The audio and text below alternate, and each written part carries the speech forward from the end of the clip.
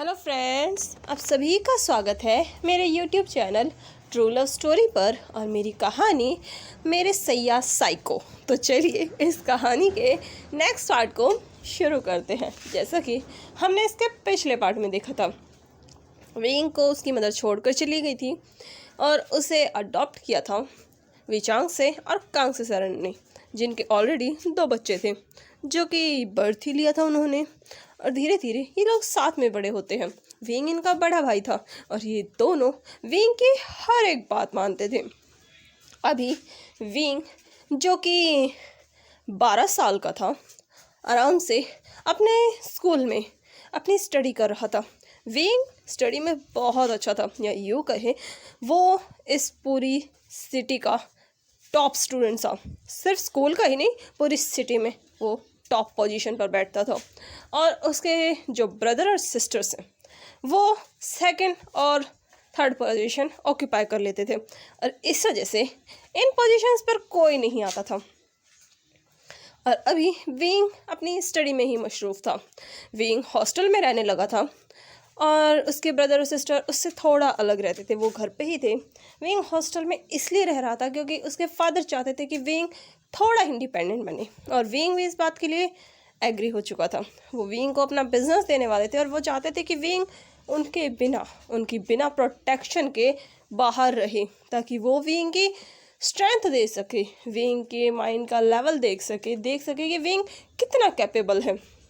और विंग इसी बात को साबित करने के लिए अकेला हॉस्टल में पढ़ रहा था। हालांकि हॉस्टल ज़्यादा दूर नहीं था, बस दूसरी सिटी में ही था और विंग आराम से अपनी स्टडी कर रहा था। तभी टीचर विंग से कुछ क्वेश्चंस करती है और विंग ऑब्वियसली हर क्वेश्चन का जवाब बहुत ही शांति से और बहुत ही अच्छे से देता है। टीचर उसकी कुछ तारीफ़ करती है।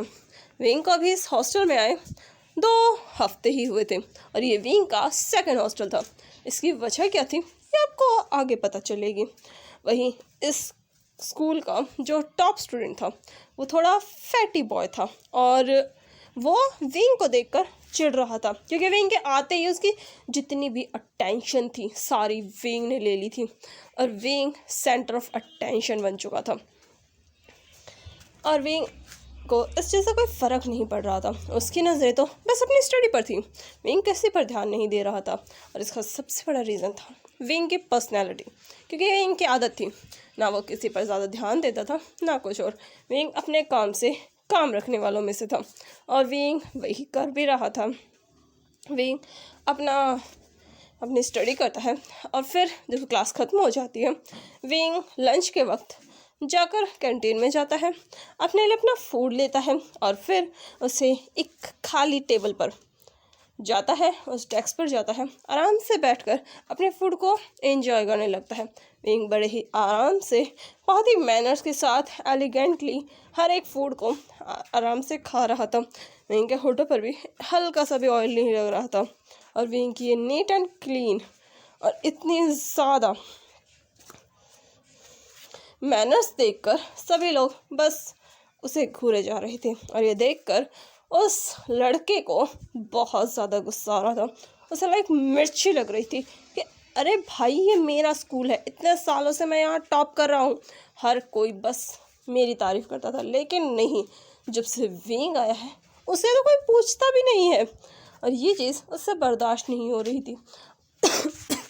और साथ में उसके उस 100 को 2-3 लोगों के जो कि उसी के साथ वो बच्चे घूमते रहते थे, उसके चमचे, और वो उसे और भी ज़्यादा उकसा देते हैं क्योंकि विंग पढ़ाई में अच्छा था, स्पोर्ट्स में अच्छा था और विंग हैंडसम भी बहुत था। कॉलेज स्कूल की जितने भी लड़कियां थी बस सारी विंग को ही ताड़ती रहती थी और विंग को इस चीज़ से ज़्यादा फ़र्क नहीं पड़ता। विंग बस अपने काम में ही बिज़ी रहता था। विंग अपना खाना खाकर जैसे ही उठता है तभी वो लड़का अपने हाथ को विंग की टेबल पर मारता है। विंग की जो प्लेट थी वो हल्की सी ऊपर उठती है, थोड़ी आवाज़ करती है जिससे विंग का ध्यान उस पर जाता है।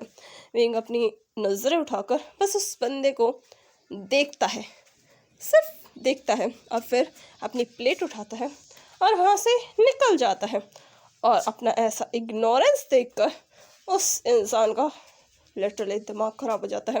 वो विंग के पीछे आता है और बिना बात के विंग से पंगा लेने के लिए वो विंग की कॉलर पकड़ लेता है, वो भी पीछे से। विंग जो कि अपनी प्लेट रख रहा था धोने की प्लेस पर, जहाँ पर डिश वॉश होते थे, विंग वहीं अपनी प्लेट रख रहा था। लेकिन वो लड़का विंग के शोल्डर पर हाथ रखता है, जिस वजह से विंग की जो कॉलर थी उसके हाथ में आ जाती है। वो विंग को पलटने के लिए जैसे ही घुमाता है, उसका शोल्डर तो नहीं लेकिन विंग का कॉलर उसके हाथ में था। विंग को पलट कर थोड़ा गुस्से से कहता है, हे यू, कहाँ जा रहे हो? तुम्हें दिख नहीं रहा मैं तुमसे बात कर रहा हूँ और तुम मुझे इग्नोर करके जा रहे हो? आखिर तुम कुछ समझते क्या हो? हाँ, तुम स्मार्ट हो और तुम पढ़ाई में भी सही हो, स्पोर्ट्स में भी सही हो, लेकिन इसका ये मतलब नहीं कि तुम किसी को भी इग्नोर करोगे, और मुझे तो बिल्कुल भी नहीं। क्या तुम्हें मैं दिखाई नहीं दे रहा? बात करो मुझसे। और ये जो तुमने अपनी ये हवा बना रखी है ना, इसे अभी के अभी यहाँ से लेकर रफू चक्कर हो जाओ, वरना तुम जानते नहीं हो मैं तुम्हारी क्या हालत करूँगा।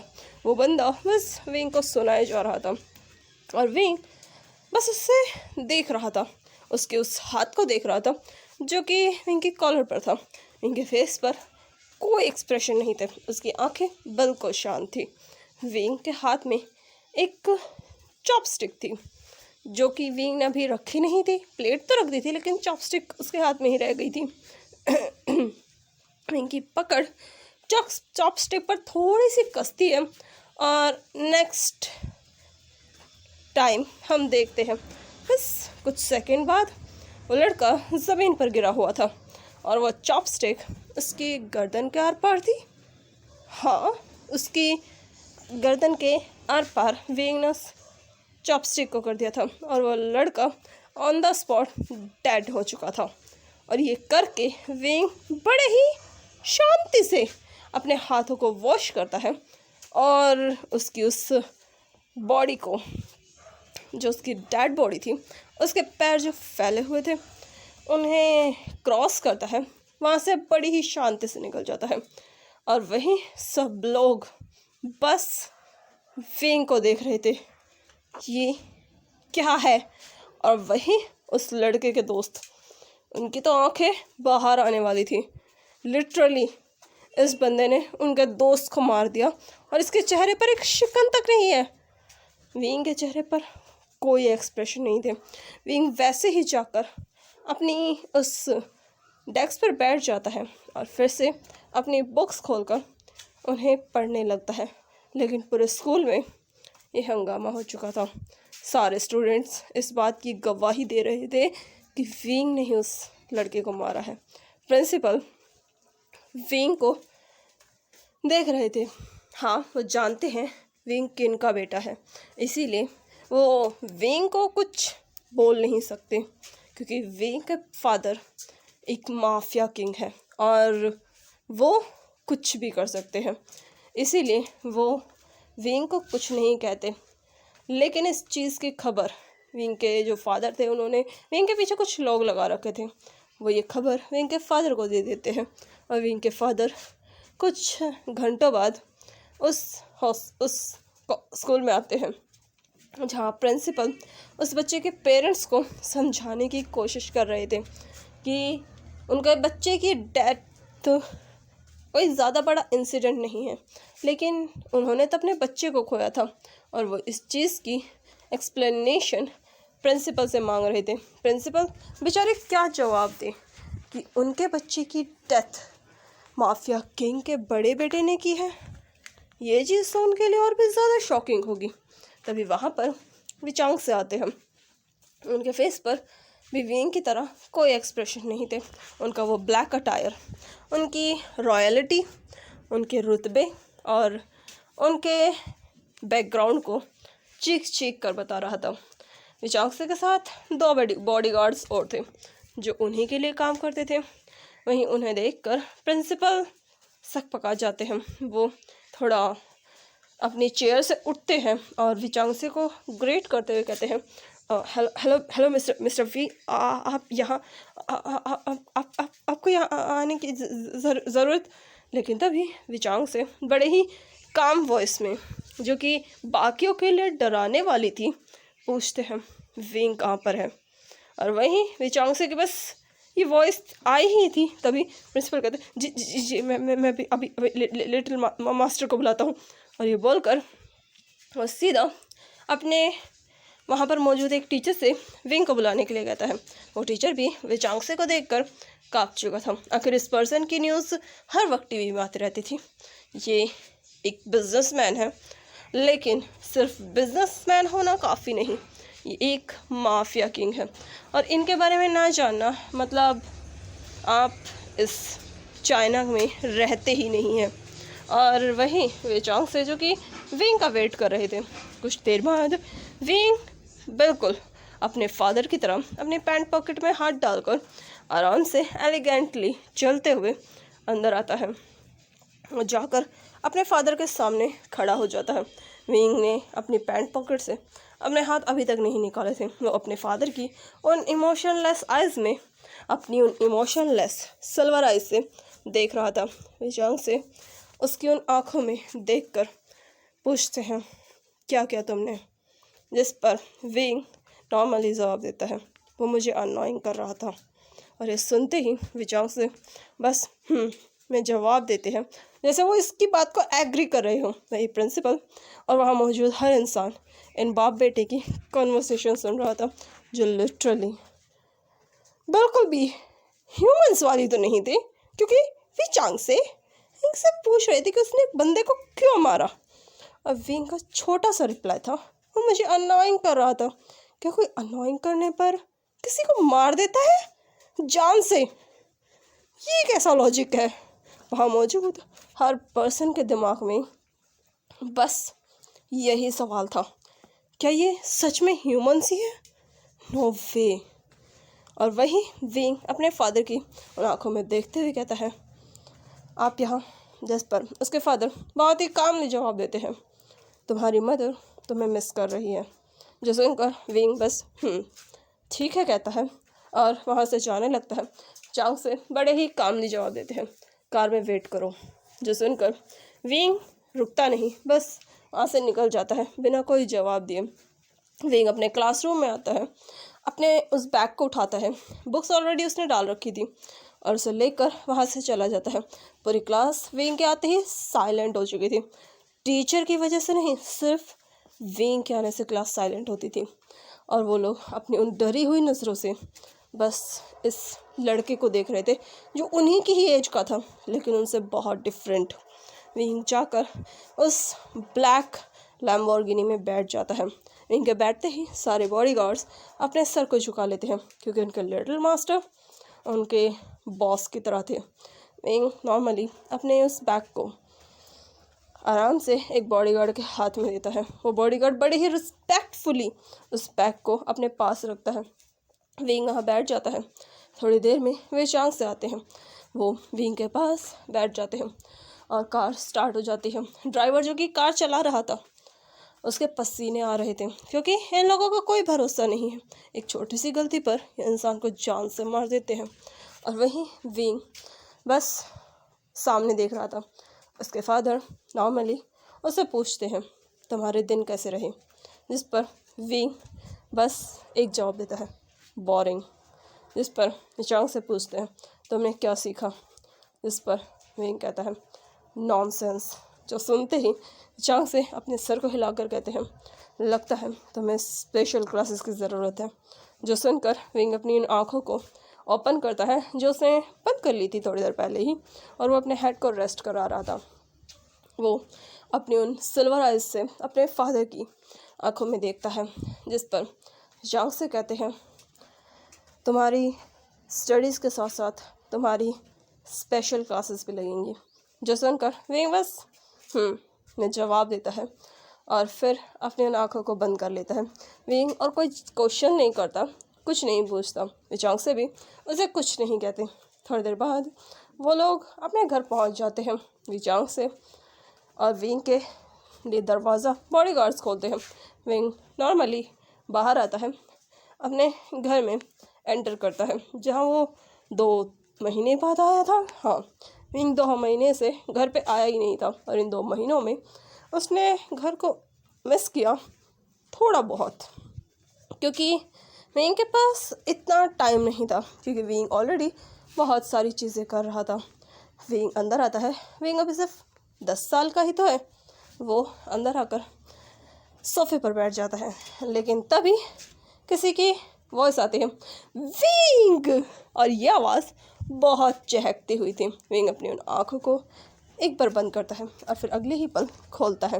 विंग की उन आँखों में जो बिल्कुल इमोशनलेस थी, उनमें थोड़े से इमोशन आते हैं, बिल्कुल थोड़े से, और वो सिर्फ इसकी मदर के लिए थे। कांग्स सेरन जैसे ही अपने बड़े बेटे यानी कि विंग को देखती है, उसके पास जाती है, उसे उठाती है लिटरली गोद में। विंग अपनी मदर को देखता है, अपने उन हाथों को अपनी मदर के गर्दन के चारों तरफ रैप कर लेता है। विंग की मदर उसे पूरी तरीके से रोल कर लेती है, मतलब घुमाने लगती है, और विंग बस अपनी मदर की आंखों में उस प्यार को देख रहा था। इतना सारा प्यार, इतने सारे इमोशंस जो कि विंग ने शायद ही कभी फील किए होंगे, क्योंकि विंग इतना सोशल पर्सन नहीं था। विंग को अपने आप में रहना ज़्यादा पसंद था। विंग अपनी मदर को देख रहा था। कांग्स सेरन कभी उसके फेस को किस करते, कभी उसके चिक्स को किस करते, कभी उसके फॉरहेड को किस करते, और कभी उसे गोल गोल घुमाती, कभी उसके गाल से अपने गाल को रब करती, कभी उसे बहुत टाइटली हक करती। मतलब वो विंग को पूरी तरीके से मैसिली प्यार कर रही थी। उनका प्यार इतना ज़्यादा मैसी था कि विंग को समझ नहीं आ रहा था। विंग के पूरे गाल पर लिपस्टिक ही लिपस्टिक लग चुकी थी, जो कि कांग्स सेरन ने लगा रखी थी, और विंग बस अपनी मदर को देख रहा था।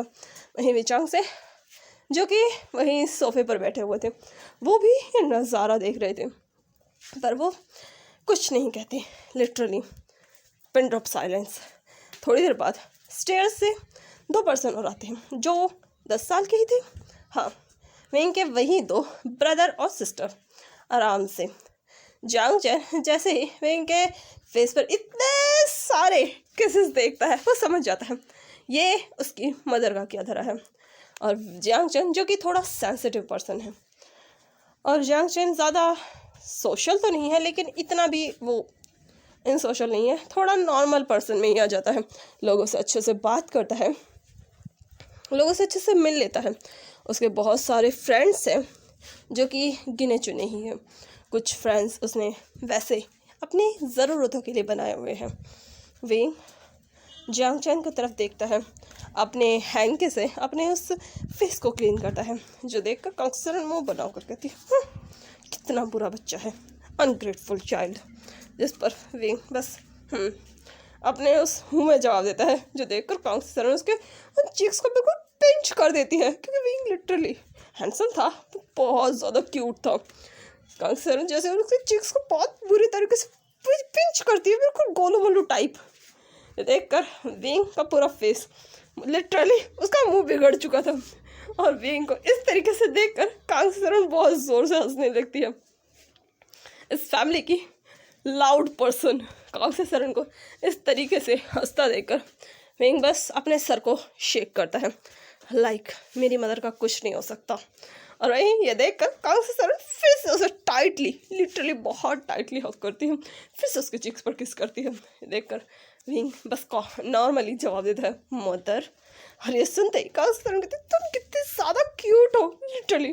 फिर वो विचांग की तरफ गुस्से से घूरते हुए कहती है, खबरदार जो तुमने अब मेरे बेटे को कहीं भेजा तो अब विंग मेरे पास ही रहेगा, बिल्कुल मैं इसे कहीं नहीं जाने दूंगी। और ये बोलकर वो फिर से विंग को और भी टाइटली हक कर लेती है, और विंग बस बेबसी से अपने इस मदर के ओवरलोड प्यार को बर्दाश्त कर रहा था। तभी विंग की सिस्टर दौड़ते हुए विंग के पास आती है, लाइक मदर लाइक डॉटर, और वो विंग को टाइटली हक करके कहती है, काका। और वही विंग बस साय करता है, लिटरली ये दोनों लेडीज से पागल करने के लिए काफ़ी है। और वही यांगन भी विंग के पूरे फेस पर किस करने लगती है, जो देखकर विंग बस उसे घूरने लगता है। इसे तो वो घूर सकता है क्योंकि इसकी छोटी बहन है। और ये देखकर यांगन पाउट बनाती है, और उसका पाउटी फेस देखकर कांग्स सेरन कहती, तुम कितनी क्यूट हो। सर यांगन कहते, बिल्कुल आपकी तरह मदर। और ये बोलकर वो दोनों एक दूसरे को हक कर लेती है। ये देखकर वहाँ बैठे वो तीनों मैन लाइक इनका कुछ नहीं हो सकता। और वहीं विंग फिर जियांग चैन की तरफ देखता है। जियांग चैन बस नॉर्मली कहता है, वेलकम होम गगा, जिस पर विंग बस में जवाब देता है। जियांग चैन कहता है आपकी स्टडीज़, जिस पर विंग कहता है इस पर जियांग चैन कहता है फिर से आपको स्कूल से निकाल दिया गया, जिस पर विंग में जवाब देता है। ये देखकर यांग हंसते हुए कहती है लिटरली गगा फिर से निकाल दिया, हे भगवान, ये आपको चौथे स्कूल से निकाला गया है, आखिर आप करते क्या हो वहाँ पर? एक मिनट, क्या आपने फिर से किसी से झगड़ा किया? एक मिनट, आप तो झगड़ा करते ही नहीं हो, आप तो बस लोगों को मार देते हो। और ये बोलते हुए वो लिटरली बस बोले जा रही थी लाइक अ चैटर बॉक्स। और ये देखकर विंग बस उसे स्टेयर करता है और विंग के इस तरह घूरने से वो अपने उस माउथ को थोड़ा बंद कर लेती है। ये देख कर हाँ सर उसका हाथ पकड़ कहती है तुम चलो मेरे साथ, जिस पर यांग कहते हैं और वहीं यांग वहाँ से जाने लगती है। तभी जियांग चुन उसे देख कर कहता है तुम एक अल्फ़ा हो, भूलो मत, ओमेगा नहीं हो। ये सुनते ही यांग उसे जीभ दिखाती है और फिर अपनी मदर के साथ चली जाती है। देख कर जियांग से अपने उन दो बच्चों की तरफ देखते हैं जो थोड़े बहुत उनकी तरह थे। लाइक उसकी वाइफ ने सिर्फ उसकी बेटी को बिगाड़ा था अपनी तरह बनाकर, और वहीं विंग तो अपने फादर की पूरी तरीके से कॉपी था। लाइक जैसे वी चांग से वैसा विंग अपने फादर की तरफ देखता है, जिस पर वी चांग से कहते हैं तुमसे कुछ ज़रूरी बात करनी है विंग। फिर वो जियांग चैन की तरफ देख कर कहता है तुम भी, और फिर वो रसोई की तरफ देख कर यानी कि किचन की तरफ देख कर कहता है उसे भी लेकर आना, जिस पर जियांग चैन कहता है फादर आप उससे लेकर आने कह रहे हो, आप चाहते हो कि सारी चीज़ें मदर को पता चल जाए। जो सुनकर जियांग से बस एक बार जियांग चैन को घूरते हैं, जिस पर जियांग चैन कहता है ओके ओके ओके। और अब हम शाम का सीन देखते हैं जहाँ पर वो सब के सब आराम से खाना खा रहे थे, पाँचों के पाँचों लोग बैठकर, जहाँ यांग ऑब्वियसली अपनी मदर के साथ सिर्फ बोले जा रही थी। जियांग चैन थोड़ा बहुत जवाब दे रहा था, विंग कोई जवाब नहीं दे रहा था। विंग के फादर बिल्कुल साइलेंट थे और मैडम लान वो भी यांग की तरफ बस बोली जा रही थी। और वहीं जियांग चैन उन चार लोगों को देखकर कहता है मैं ही एक नॉर्मल हूँ, ये बोलते ही नहीं है और ये चुप होते ही नहीं है। और ये बोलकर जियांग चैन बस अपने सर को हिलाता है। खाना खाने के बाद जो कि ऑब्वियसली अपनी मदर के साथ जाने वाली थी, तभी जियांग चैन उसका हाथ पकड़कर अपनी मदर की तरफ देख कर कहता है मदर मुझे यांग से कुछ काम है तो मैं इसे लेकर जा रहा हूँ। ये सुनकर यांग कहते हैं पर मुझे कोई काम नहीं है, मुझे नहीं जाना। जिस पर मैडम वी कहती हैं तुम्हें जाना चाहिए, तुम्हारे गगा को काम है, जाओ जाओ। और ये बोलकर वो यांग को जियांग चैन की तरफ धकेल देती है। यांग थोड़ा सा मुँह बनाती है, पाउट बनाती है, एक सेकंड में इतने एक्सप्रेशन दे देती है जो कि विंग अपनी पूरी लाइफ में ना थी।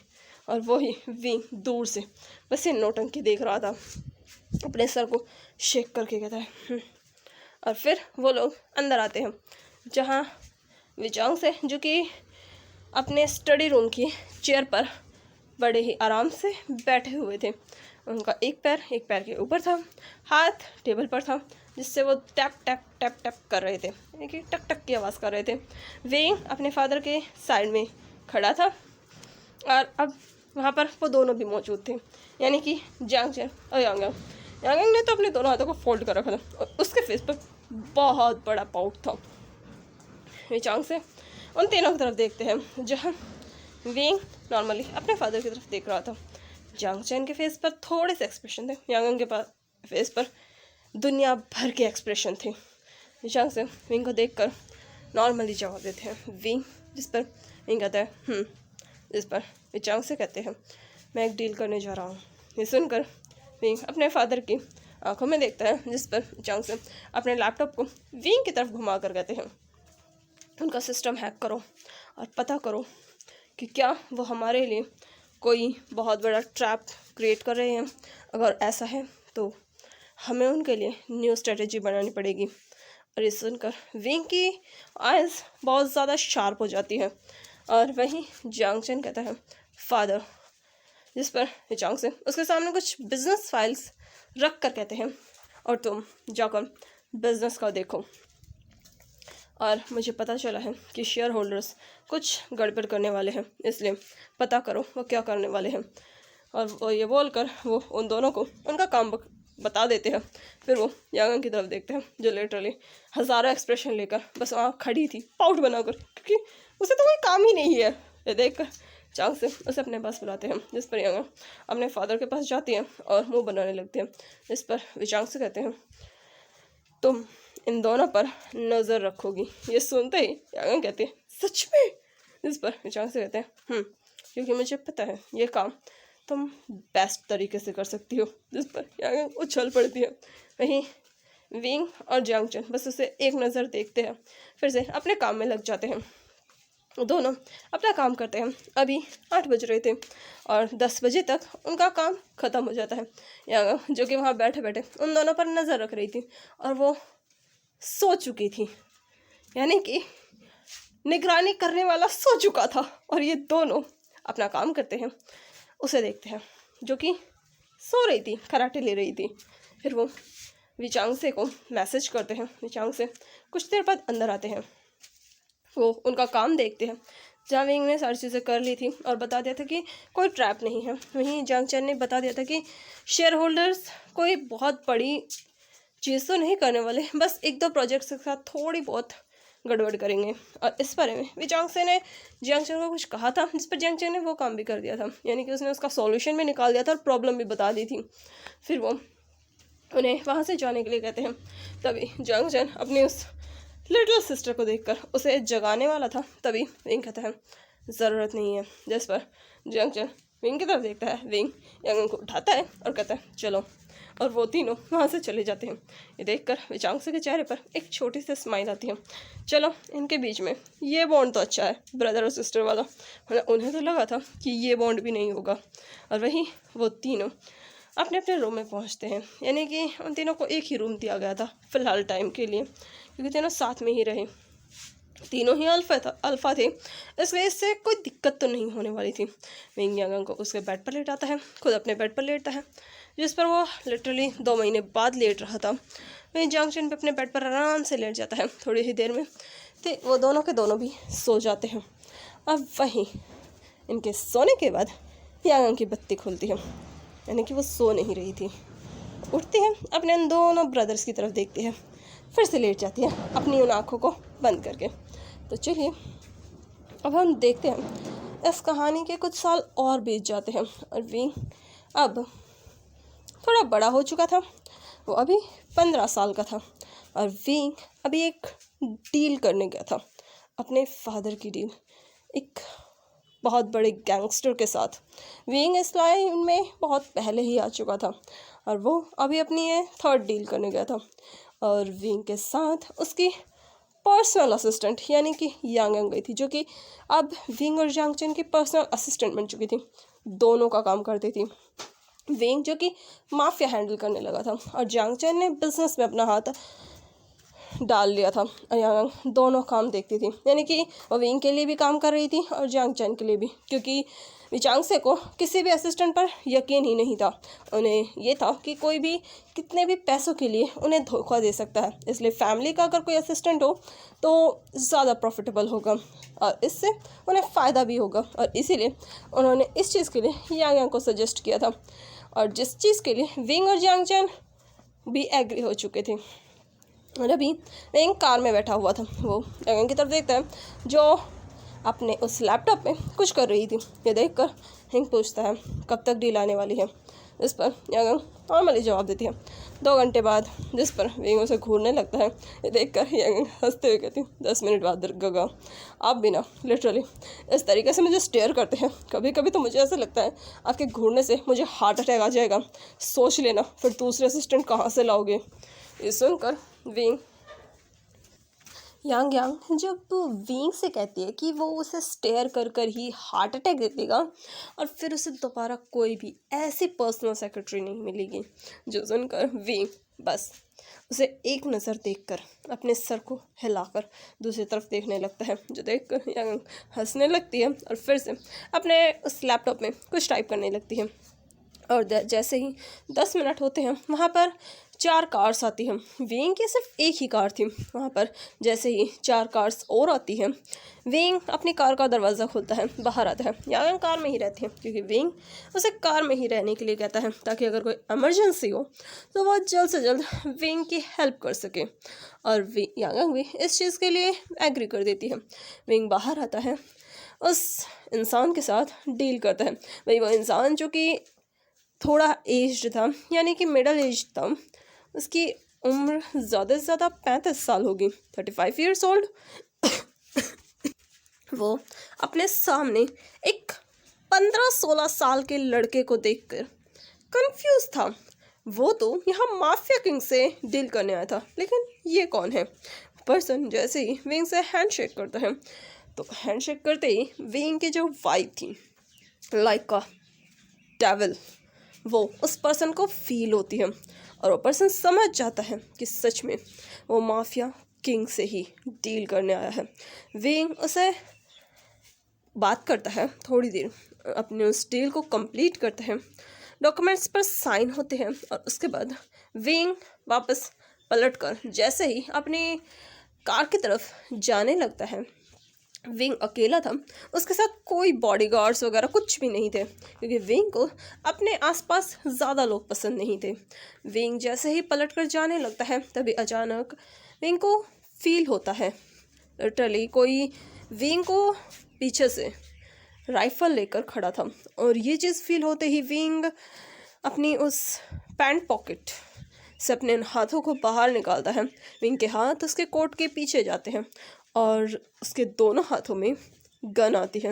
विंग उन गन को अच्छे से लोड करता है और फिर बिना पीछे देखे पीछे शूट कर देता है। और जो बंदा विंग को शूट करने की कोशिश करने वाला था उसके सर पर गोली लगती है और वो वहीं के वहीं मर जाता है। और विंग फिर शांति से अपनी कार का दरवाज़ा खोलता है और जैसे ही दरवाज़ा खोलता है अचानक वहाँ पर बहुत तेज़ गोलियां चलने लगती हैं। ये देखकर वो बंदा चिल्ला कर कहता है, तुम निकलो यहाँ से, मैं इनको हैंडल करता हूँ। ये सुनकर विंग बस उस इंसान की तरफ एक नज़र देखता है और फिर अपनी कार में बैठकर वहाँ से निकल पड़ता है क्योंकि विंग का सबसे ज़्यादा लेना देना नहीं था। ये लोग उसके लिए नहीं आए थे बल्कि इस इंसान के लिए आए थे। वहीं वो 4 कार्स जो कि उस बंदे के साथ आई थी वो अब विंग को फॉलो कर रही थी। उन कार में जो भी मटेरियल्स थे उन्हें विंग लेकर जाने लगता है।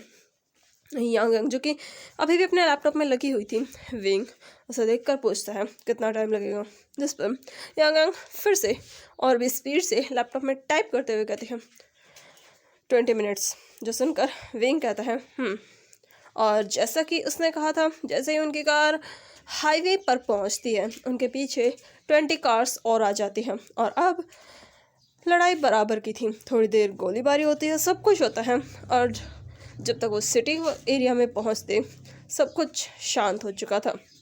उनकी कार के साथ सिर्फ अब बाकी कार्स ही चल रही थी। वो लोग उन 25 कारों के साथ 25 कार्स के साथ अपने मैंशन जाने की बजाय एक दूसरे एरिया में आते हैं जहाँ पर एक बहुत बड़ा मैंशन था।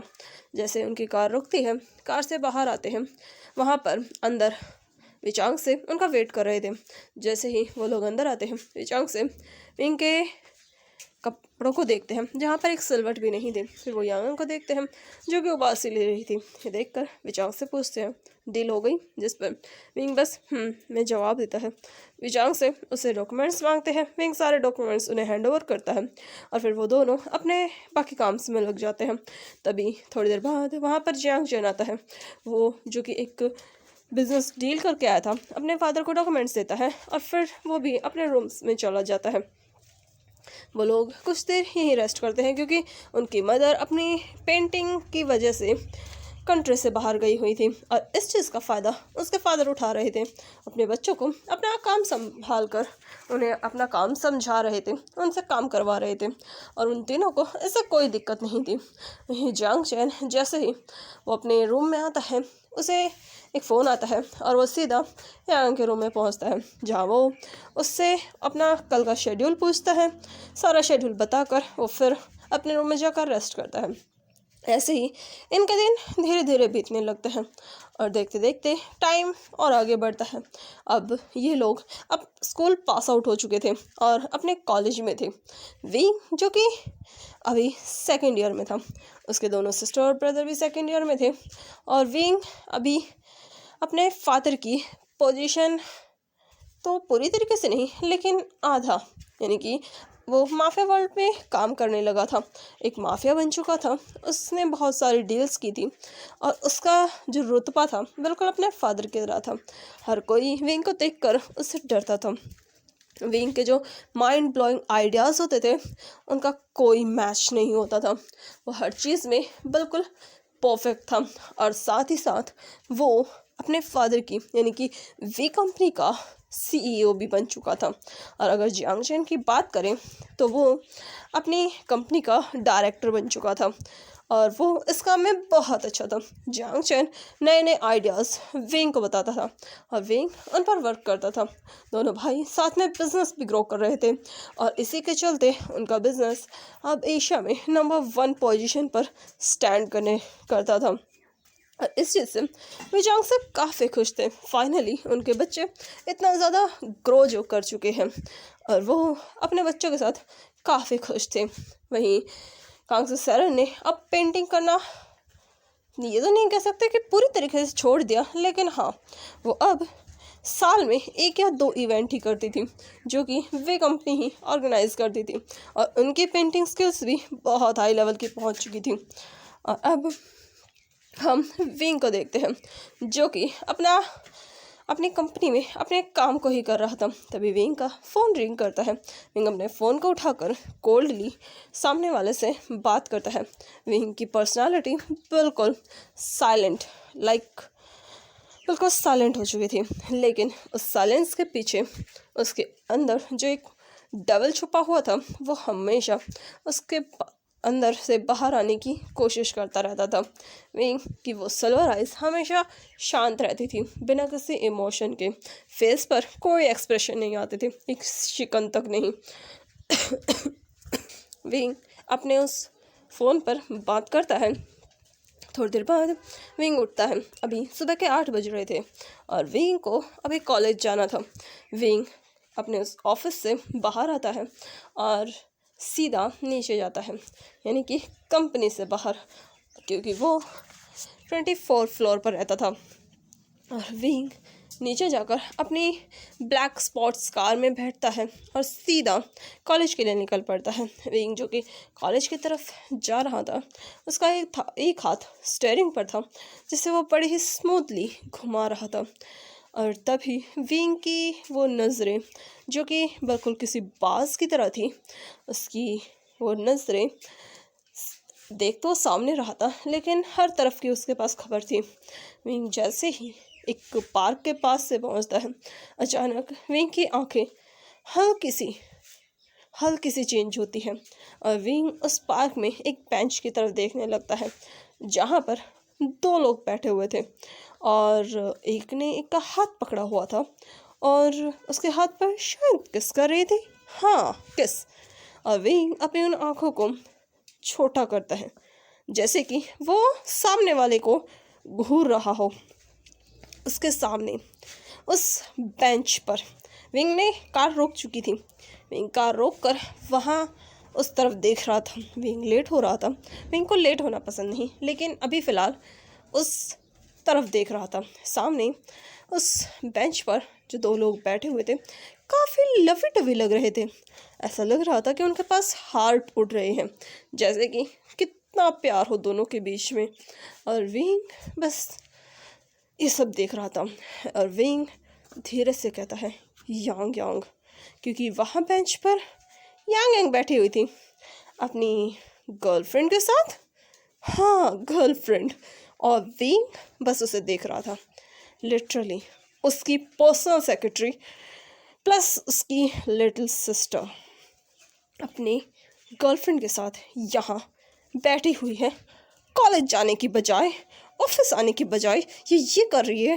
विंग के दिमाग में सिर्फ यही चल रहा था कि ये सब चल क्या रहा है। विंग अपने फ़ोन को उठाता है, सीधा यांग यांग को कॉल करता है और अनफॉर्चुनेटली यांग यांग फ़ोन ही नहीं उठाती। विंग देख रहा था उसे। ऐसा लग रहा था कि विंग की आंखों में दूरबीन लगी हुई है और हर चीज़ को बड़ी ही बारीकी से देख रहा था। विंग अपने फ़ोन को उठाता है। वो ये सब काम करता तो नहीं है, लेकिन फिर वो कुछ फ़ोटोज़ क्लिक करता है जूम करके, और जिससे फेस तक क्लियर दिखाई दे रहा था जिससे फेस क्लियरली विजिबल हो रहा था। विंग उन फ़ोटोज़ को क्लिक करता है और उन फ़ोटोज़ को जंग चैन को सेंड करता है। कुछ फ़ोटोज़ अपने पास भी रखता है। फिर उसके बाद विंग अपनी इस कार को फिर से स्टार्ट करके कॉलेज में पहुंचता है। वहीं जियांग चैन जो कि ऑलरेडी कॉलेज में पहुंच चुका था, विंग और यांग का वेट कर रहा था। उसका फ़ोन पर कुछ मैसेज आते हैं। जियांग चैन जैसे ही देखता है कि विंग ने कुछ भेजा है, जियांग चैन उन्हें क्लिक करता है, देखता है ये क्या है। जियांग चैन के मुँह से सीधा यही वर्ड निकलता है। थोड़ा और ध्यान से देखता है, जियांग चैन की आंखें बड़ी बड़ी हो जाती है, मुंह खुला का खुला रह जाता है। मतलब उसके दोनों भाई सिंगल हैं या इसने गर्लफ्रेंड बना ली? कब हुआ ये सब? जियांग चैन के दिमाग में हज़ारों सवाल थे। तभी उसे कार की आवाज़ आती है। जियांग चैन देखता है विंग की कार कॉलेज में एंटर करती है और सभी ओमेगास के हार्ट फ्लिकर करने लगते हैं। लिटरली विंग की कार देखकर ही उनके तो धड़कने रुकने को हो जाती थी, क्योंकि विंग की हैंडसमनेस का कोई कंपैरिजन नहीं था। और विंग के लुक्स, माशाल्लाह क्या बंदा है ये चीज़ सिर्फ उनके दिमाग में एक ही चीज़ आती थी, काश ये मेरा बॉयफ्रेंड बन जाए। लेकिन जब वो विंग के उन सिल्वर आइज़ को देखते थे जिनमें कोई इमोशंस नहीं होते थे, उनका दिमाग में एक ही और चीज़ आती थी, क्या ये डेथ गॉड है? लिटरली इसे देखकर डेथ गॉड वाली फीलिंग आती है। विंग अपने उस कार से अपने बाहर निकलता है। उसने प्लेन वाइट शर्ट पहनी हुई थी, स्लीव को रोल किया हुआ था, ब्लैक पैंट पहनी हुई थी जो कि बिल्कुल प्लेन थी, फॉर्मल ड्रेस, और उसके हाथ में उसकी ब्लैक कलर की वॉच जो कि शाइन कर रही थी, बाल ऊपर की तरफ set, proper a businessman like a mafia. और वही विंग के शर्ट्स, उसकी आंखों पर वो सनग्लासेस जिन्हें वो हटाता है कार चलाता है जो उसने लगा रखे थे, उन्हें हटाकर विंग अपनी पैंट पॉकेट में दोनों हाथों को डालकर बड़े ही एलिगेंटली वॉक करते हुए वहाँ आता है। विंग की नज़रें काफ़ी शार्प थी, लाइक बहुत ज़्यादा शार्प, और विंग सब चीज़ों को इग्नोर कर रहा था, उन लोगों की उस स्टेयर को जो विंग को बस देखे जा रहे थे। विंग के एक कदम से सबकी धड़कनें रुक रही थी। विंग को देखकर लड़कियों का मन कर रहा था कि वो हुटिंग करे, लेकिन उन्हें पता था कि ये बंदा इतना ज़्यादा डेंजरस है कि इसके सामने हुटिंग करना मतलब अपनी डेथ को इनविटेशन देने के बराबर है। विंग आराम से चलते हुए जियांग चैन के पास आता है। वही जियांग चैन विंग के पास दौड़ते हुए आकर कहता है, ये सब क्या है गगा? लिटरली उसकी गर्लफ्रेंड है, आपको कैसे पता चला? और ये सब कब से है? मतलब ये क्या है? मुझे कुछ समझ में नहीं आ रहा। गगा ये सब उसने कब किया? उसने हमें बताया भी नहीं। और वो रिलेशनशिप में है, लिटरली गगा रिलेशनशिप में, जिस पर विंग अपने उन कोल्ड आइज से जियांग चैन को घूरते हुए कहता है, मुझे पता है। जिस पर जियांग चैन कहता है, गगा कुछ करो, वो हाथ से निकल रही है, मतलब हम दोनों उसके बड़े भाई हैं, हम सिंगल हैं। जिस पर विंग कहता है, अगर वो रिलेशनशिप में है इससे फ़र्क क्या पड़ता है? जिस पर जियांग चैन कहता है, गगा अगर वो गलत हाथों में गई होगी तो सोचो गगा, अगर किसी ने उसका फ़ायदा उठा लिया तो। वहीं ये सुनकर विंग की आइज़ ऐसी थी, उसका फ़ायदा, वो दूसरों का फ़ायदा ना उठाया है, लेकिन विंग कुछ नहीं करता। देखकर जियांग चैन कहता है, गगा आप नहीं तो मैं कुछ करने वाला हूँ। इस पर विंग बस उसे एक नज़र देखता है। जियांग चैन कहता है, मैं उसका ब्रेकअप करा कर रहूँगा। ये सुनकर विंग फिर से जियांग चैन को नॉर्मली देखता है। तो देखकर जियांग चैन कहता है, आपको सच में कोई फ़र्क नहीं पड़ रहा? जिस पर विंग फिर से जियांग चैन को बस नॉर्मली देखता है। ये देखकर विंग कहता है, गगा मैं क्या करूँ आपका? पर जियांग चैन की ये नौटंकी देखकर विंग कहता है, उससे दूर रहा करो, संगत का असर आ रहा है। ये सुनकर जियांग चैन का मन कर रहा था वो यहीं इसी कार पर, जो कि उसकी खुद की थी, उस पर अपना सर मार के उसे फोड़ ले। लिटरली उसके भाई के कानों में जू तक नहीं रहेंगे। मतलब ये सब इतना कुछ हो गया, उसका भाई इतना साइलेंट है। जियांगजन जानता था विंग बहुत साइलेंट है, लेकिन इतना, ये सब सोचकर जियांगजन ड्रामेटिकली साई करता है और फिर चलते हुए कहता है चलिए क्लास लेते हैं हम। हाँ, सो लगता है वो क्लास में भी नहीं आने वाली। और ये बोलकर विंग अपने, जियांगजन और विंग अपनी क्लास में जाने लगते हैं। तभी उनकी नज़र किसी वॉइस पर जाती है। बहुत तेज़ किसी ने बाइक के हॉर्न बजाए थे, और वो हॉर्न की आवाज़ें इतनी ज़्यादा लाउड थी जिन्हें सुनकर विंग का तो 1 मिनट के लिए दिमाग छन्ना गया, और उसने पीछे पलट कर देखा। मतलब कौन इतना नॉइसी है। और जैसे ही उसने पीछे देखा, पीछे 2 बंदे, यानी कि 2 लड़के थे जो कि ओमेगा थे। हाँ, ओमेगा, उनके कपड़े और उनका वो सैंड ब्लॉक जो उन्होंने लगा रखा था, उससे पता चल रहा था वो ओमेगा है। और वहीं उनके हाथों में नॉर्मली ब्रेसलेट डले हुए थे जिन्हें वो चला रहे थे। हाँ, उनके ब्रेसलेट से जो छन छन की आवाज़ें आ रही थी। साथ में वो बाइक जो कि बुलेट थी। हाँ, बुलेट, जिसकी आवाज़ इतनी ज़्यादा नॉइसी होती है कि जिसे सुनकर इंसान पागल हो जाए। और ये दोनों लड़के उस बुलेट को चलाकर आ रहे थे। अचानक उन्होंने एक पैर रखा, बुलेट रोकी और उसे गोल गोल घुमाने लगे। और बाकी स्टूडेंट ये देखकर ज़ोर से चिल्लाकर उन्हें हूटिंग कर रहे थे। तभी उनमें से एक बंदा जो कि उनके पीछे बैठा हुआ था, वो अपने उन बालों में हाथ मारता है, और उसका वो लुक देखकर वहाँ पर मौजूद जितने भी अल्फा थे सब अपने दिल पर हाथ रख लेते हैं। और इसने एक प्लस पॉइंट, जियांगजन भी, वो भी बस उस बंदे को देखे जा रहा था। यार ये बंदा इतना हैंडसम, इतना ज़्यादा ब्यूटीफुल। और वो इंसान अपनी उस पिंक कलर की शर्ट को अच्छे से, यानी कि उसके कॉलर जो कि ऊपर थे, उन्हें अच्छे से सेट करके आराम से नीचे उतरता है। और जो बाइक चला रहा था वो बंदा आराम से अपनी बाइक को घुमाकर रोकता है, और फिर सबको देखकर फ्लाइंग किस देता है। और ये चीज़ विंग देखकर उसकी जो भौएं थी इकट्ठी हो जाती। मतलब उनके कॉलेज में ये मवाली भी पढ़ने वाले हैं, इनके दिमाग में फर्स्ट क्वेश्चन यही था। और वहीं जो सामने वाला बंदा था उसने रेड कलर की शर्ट पहनी हुई थी जो कि डार्क रेड थी, और वो इंसान अपनी उस डार्क रेड शर्ट और वाइट पैंट के साथ कदर लग रहा था, बिल्कुल लाइक अ गॉडेस, यही कह सकते हैं, ओमेगा है बेचारा। और वो बंदा सबको देखकर कभी विंग कर रहा था, कभी फ्लाइंग किस दे रहा था। सब करते हुए आराम से अपने उस बाइक को खड़ा करता है और चलते हुए आता है। उसकी चाल इतनी मस्तानी थी, उसे देखकर सारे ओमेगास का दिल तो है। उस बंदे ने सिर्फ अपने एक लुक से सबका दिल जीत लिया था। और ये देखकर विंग बस अपनी उन आँखों को घुमाता है। ये कोई नई बात नहीं थी, वो जानता है इन दोनों को बहुत अच्छे से। तो चलिए मिलते हैं इसके नेक्स्ट पार्ट में, देखते हैं आखिर ये 2 लोग हैं कौन जिनकी अभी एंट्री हुई है।